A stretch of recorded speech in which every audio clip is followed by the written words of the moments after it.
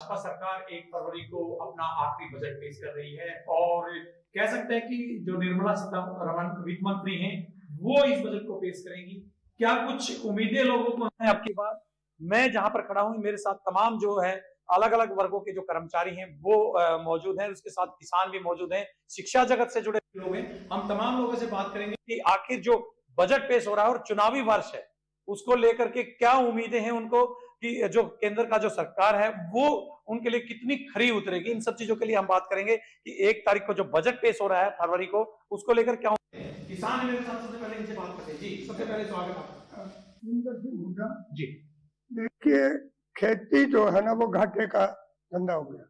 पढ़ा लिखा कोई भी किसान इसमें नहीं आना चाहता, तो खेती को इंडस्ट्री का दर्जा दिया जाए ताकि देश की जो बेरोजगारी की वो है वो दूर हो सके और ईमानदारी बरती जाए।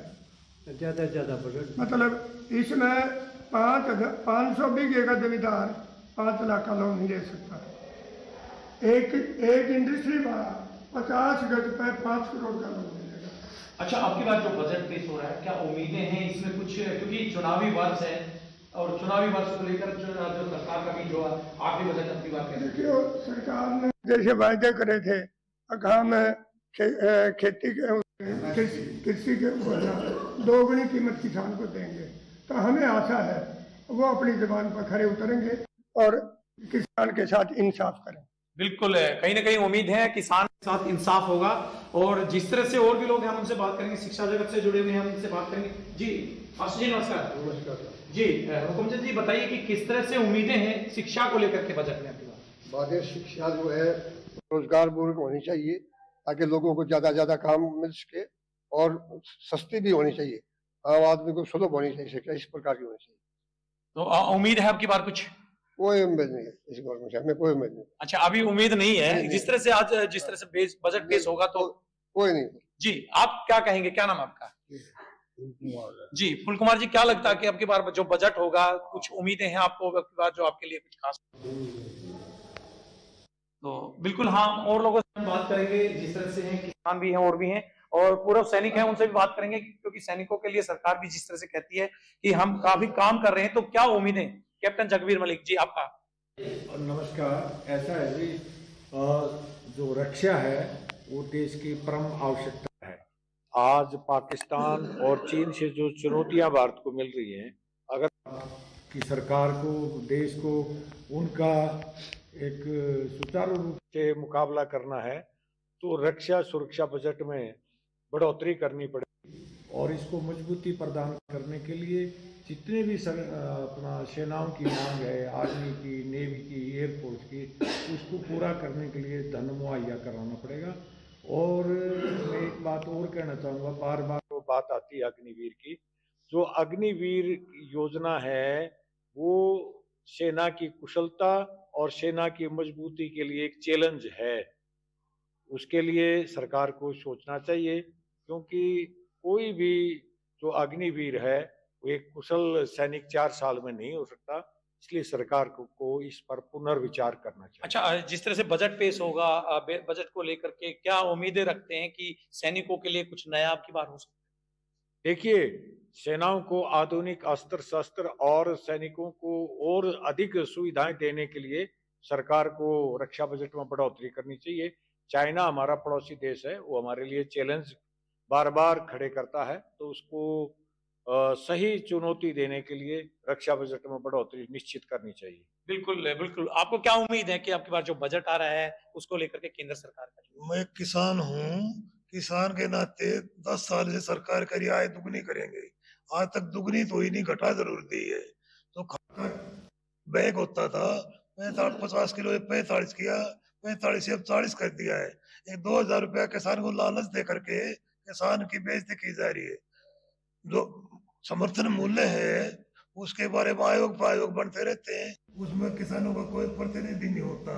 वो एसी में बैठ के फैसले होते हैं, एसी वाले में किसानी तकलीफ का क्या पता है। उम्मीद ये है सरकार किसानों को प्रतिनिधि ले, इनकी डायरेक्ट सुनाई हो। तो कहीं ना कहीं लगता है कि आपकी बार कुछ आखिरी साल है, चुनावी जो है वर्ष है, हो सकता है मतलब किसानों के लिए और ज्यादा उम्मीदें हो सकता है चुनाव जुमले ही, अब तो जुमला घूमा तो उसका लुभाड़ा को वायदा और नया कर ले, बाकी उम्मीद कोई नहीं करते। बिल्कुल बिल्कुल, जिस तरह से हम बात कर रहे हैं कि किसानों से या अन्य लोगों से, तो तमाम जो जर्नल्स कैटेगरी के जो लोग हैं, सिविल सर्विसेज के जो लोग हैं, हम उनसे भी बात कर रहे हैं कि तमाम तरीके से उम्मीदें क्या हैं, वो उनसे बात कर रहे हैं कि कोई उम्मीद अब की बार जो सरकार से, क्योंकि चुनावी वर्ष है, सबसे जी बताइए कि आप क्या मानते हैं कि अब की बार कुछ बजट में जो है केंद्र सरकार कुछ नया देगी लोग? ये एनडीए सरकार का अंतिम बजट कहिए या चुनावी बजट कहिए इसको, इसमें निश्चित रूप से वो कुछ ज़्यादा सुविधाएं देने का प्रयास करेंगे ताकि मतदाताओं को लुभाया जा सके। मैं एक कर्मचारी होने के नाते, एक पेंशनर होने के नाते, पहली बात तो ये उम्मीद करता हूँ कि इनकम टैक्स में रिलीफ मिलेगा कुछ न कुछ।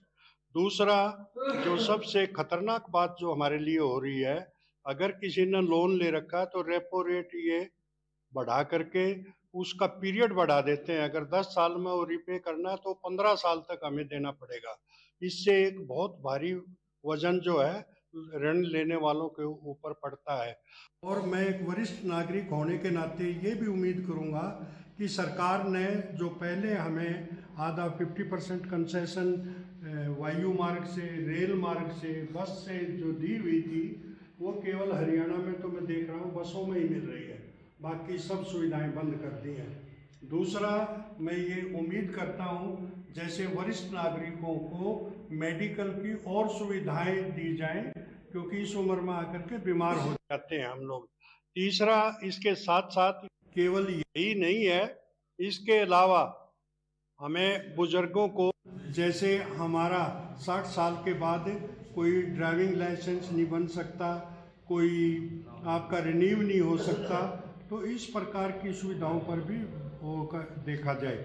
मेरा एक और देखना हुआ है, ऐसा अनुभव हुआ है कि पिछले 10 सालों से शिक्षा, कृषि और जो ट्रांसपोर्ट है, इसका बजट लगातार घटता जा रहा है। ये मुद्रास्फीति, इन्फ्लेशन होने के कारण वो दिखा देते हैं कि हमने 1000 करोड़ बढ़ा दिया, लेकिन रुपए की कीमत बहुत कम हो गई है। प्रतिशत अगर देखें तो सभी जो इंफ्रास्ट्रक्चर में वो किया जा रहा है। इंडिया का बजट अलग है, भारत का अलग बजट है, यानी ग्रामीण अंचल को सुविधाएं ना देना और शहरी लोगों को उनकी फैक्ट्रियां, इंडस्ट्रीज या जो इंफ्रास्ट्रक्चर, सड़क सुविधा है, बिजली की सुविधा है, ये गांव में ज़्यादा से ज़्यादा दी जाए ताकि लोग उनकी तरफ आकर्षित हो सके। केवल जुमला या वायदे या जो रेवड़ी जिसको बोलते हैं ये लोग, ये ना दी जाए। बिल्कुल, कहीं ना कहीं उम्मीद है कि बजट में जो है बढ़ोतरी की जाए, तो ताकि जो है वरिष्ठ लोगों के लिए, कर्मचारियों के लिए, आम लोगों के लिए फायदा हो सके। बिल्कुल बिल्कुल, हम और लोगों से भी बात करेंगे कि जिस तरह से बजट जो है पेश हो रहा है, और बजट को लेकर के तमाम उम्मीदें लोगों की हैं। तो आपका क्या नाम है जी? रामेश्वर जी, क्या उम्मीद है आपकी बात जो है पेश होने वाली? सरकार से बेरोजगारी की ज्यादा है कि हर एक जो है महंगाई बेरोजगारी तो सरकार का कोई ध्यान ही नहीं है। तो कहीं ना कहीं रोजगार की उम्मीद है कि सरकार जो है आपकी बार युवाओं को दे। नहीं, सरकार से तो कोई उम्मीद ही नहीं है जी, सरकार से कोई उम्मीद नहीं जी। बिल्कुल, आप क्या करते हैं, क्या कहते हैं? देखो जी, मेरा कहना ये है कि सरकार जितना ध्यान देना चाहिए उसमें ध्यान देना चाहिए, लेकिन वो ध्यान दिया नहीं जा रहा, खाली कहा जा रहा है और जुमले बनाए जा रहे हैं। लेकिन जैसे आर्मी पर्सन के लिए जो बजट बढ़ाना चाहिए वो नहीं बढ़ा रहे। मेरी उम्मीद है कि सरकार का आर्मी के लिए बजट बढ़ाना चाहिए और जो कहा जाता है उसको करना चाहिए, और वो ऐसा नहीं किया था। बिल्कुल, उम्मीद तो कहीं ना कहीं है कि उम्मीद बढ़ाया जाए बजट, लेकिन बजट ना बढ़ाने के कारण सीनियर जो सिटीजन है उनको, नागरिकों को, आम लोगों को, युवाओं को खासतौर पर दिक्कत होती है बेरोजगारी की वजह से। जी, किसान के लिए दुगनी करने की मतलब किया था पूरा, मतलब वादा, वो वादा आज तक पूरा नहीं आया। दुगनी वादा मतलब इस किसान की ओर विशेष ध्यान देना चाहिए ताकि किसान आगे बढ़े। और जो ये बांट रहे हैं बंदर बाट 80 करोड़ में, ये किसान की देन है, ये भी सोचना चाहिए। ये कोई प्रधानमंत्री या कोई सरकार नहीं दे रही, ये तो किसान दे रहा है। यदि वो पैदा ही नहीं करेगा और तो उसको वो कहाँ से 80 करोड़ को कहाँ से देगा? बिल्कुल, हर साल तो, बजट पेश होता है। तो किसान का जो बजट है वो मैं ये कहता हूँ बहुत ज़्यादा होना चाहिए, ताकि उसके खाद की, बीज की, पानी की, बुवाई की, जुताई की जो भी खर्च आता है। 27 रुपये पड़ते हैं एक किसान को। बताओ, एक 27 रुपये रोजा देंगे क्या कर लेगा? एक समझने की बात है।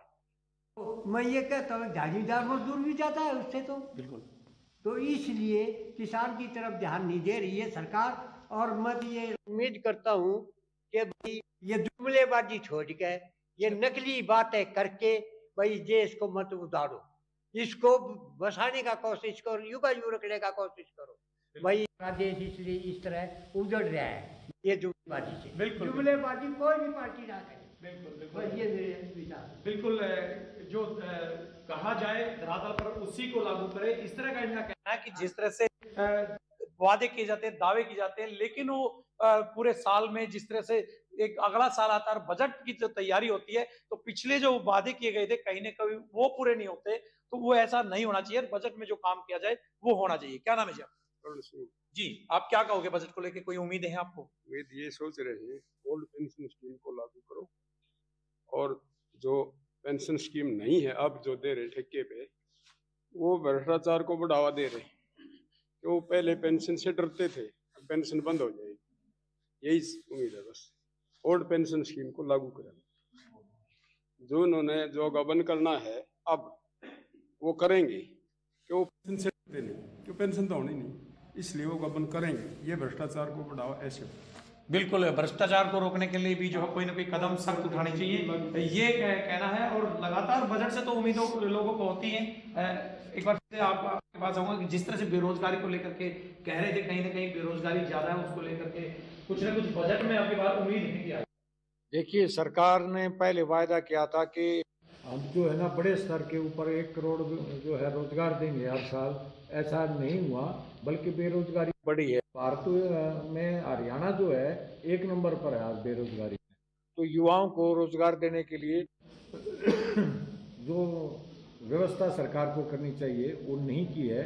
और इसका सबसे बड़ा कारण है कि जो शिक्षा है, शिक्षा के क्षेत्र में हरियाणा भी पिछड़ता जा रहा है। कोई भी राष्ट्र है, उसकी मजबूती के लिए, उसके निर्माण के लिए शिक्षा बहुत ज़रूरी है। मूलभूत ढांचा हमारे सरकारी स्कूल हैं, उनका तो धीरे धीरे बेड़ा गर्क होता जा रहा है। क्योंकि सरकार उनकी इंफ्रास्ट्रक्चर और शिक्षा कैसे बच्चों को वहाँ मिले उसकी तरफ कोई ध्यान नहीं है।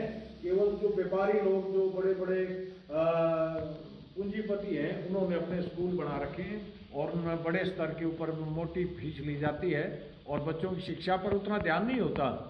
वो ये सोचे कि वहाँ बहुत अच्छी शिक्षा है। सरकारी स्कूलों में वेल ट्रेंड टीचर हैं, अगर वहाँ इंफ्रास्ट्रक्चर अच्छा हो, सुविधाएं अच्छी सरकार दे और सबके लिए, जो सरकारी कर्मचारी हैं खासकर उनके लिए जरूरी है कि उनके बच्चे भी गवर्नमेंट स्कूलों में पढ़ें। सरकार को शिक्षा के ऊपर ध्यान देना चाहिए। जो वर्ल्ड वार 2 चल रहा था, तो चर्चिल ने जो बजट पेश किया था उस समय, तो सभी बजटों में कटौती की थी रक्षा बजट को बढ़ाने के लिए, लेकिन शिक्षा में उन्होंने कटौती नहीं की थी। क्योंकि जब उनसे पूछा गया कि आपने रक्षा के बजट में कटौती की नहीं की और शिक्षा के में नहीं की, शिक्षा में क्यों नहीं की, तो उन्होंने कहा कि अगर मैं शिक्षा के बजट में कटौती करता तो मेरी अगली पीढ़ी शिक्षित नहीं होती और देश का बेड़ा गर्क हो जाता। तो आज वही है, शिक्षा के बजट के ऊपर सरकार ध्यान दे, नहीं तो एक दिन देश का बजट जो है ना नहीं होने के कारण, इंफ्रास्ट्रक्चर शिक्षा का ठीक नहीं होने के कारण एक दिन देश का बेड़ा गर्क हो जाएगा, सब मजदूर रह जाएंगे। बिल्कुल, कहीं ना कहीं उम्मीद है कि शिक्षा के लिए जो है बजट जो है बढ़ाया जाए, बढ़ाना चाहिए। इंफ्रास्ट्रक्चर जो है मजबूत करना चाहिए शिक्षा का, तभी जाकर के देश की उन्नति होगी। बिल्कुल बिल्कुल। जिस तरह से हमने अलग अलग लोगों से बात की, वरिष्ठ नागरिकों से बात की, शिक्षा जगत के लोगों से बात की और सिविल लोगों से बात की, तो कह सकते हैं कि बजट जो है सरकार पेश करेगी। कहीं ना कहीं उम्मीद इनको ये है कि बजट को जो है हर क्षेत्र में बढ़ाया जाए ताकि देश तरक्की करे, विकास करे। खासतौर पर किसानों के लिए बजट को बढ़ाने की बात इन्होंने की है। इसके अलावा शिक्षा के बजट को बढ़ाने के लिए और पूर्व सैनिकों के लिए और वरिष्ठ नागरिकों के लिए खासतौर पर बजट को बढ़ाने की जो है लोगों ने अपील की। और यही इनका अनुमान है कि अगर सरकार इस तरह के क्षेत्र में बजट बढ़ाएगी तो देश अवश्य तरक्की करेगा। और जिस तरह से दावा करते हैं, वादे करते हैं, और बजट को लेकर के कहा जाता है कि बजट में हमने ये किया, उसको खरा उतरे सरकार, और अगला जिस तरह से बजट हो तो उसमें जो उम्मीदें जो की थी लोगों ने, उन पर जो सरकार खरा उतरे, इस तरह का लोगों का कहना है। जितेंद्र पांचाल, खबर फास्ट न्यूज, रोहतक।